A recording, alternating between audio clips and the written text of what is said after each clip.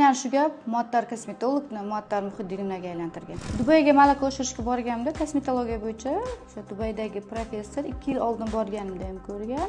2 yil davomida Instagramda kuzatib, professor meni ko'rganda, keyin aytganda, alohida gaplashaylik sen bilan degan. Bo'pti, mayli deganman, keyin gaplashganman. U menga aytganki, "Necha yoshdasan? Nima shu ishda?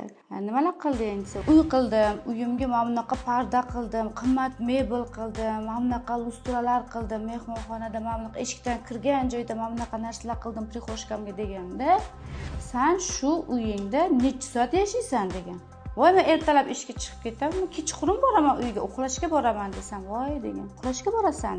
Uyingga sen mehmonxonadagi qimmat mebelingga necha soat o'tirasan? Qimmat idishingda sen necha soat ovqat yeysan? Mana shuncha pul sarflagansiz, o'sha qimmat pardangga bir kunda necha soatini qimmat pardangga qarab zavqlanasan" deganda men tushunganman o'sha. Odamlarga ko'z-ko'z qilib uy olish yoki kreditga mashina olish yoki kimlargadir baxtli hayotni ko'rsatish uchun emas, men o'zim uchun yashashni boshlaganman. O'zimni baxtli his qiladigan hamma narsani qilib, hamma relaksni olganimdan keyin pulim ham ko'payib ketgan.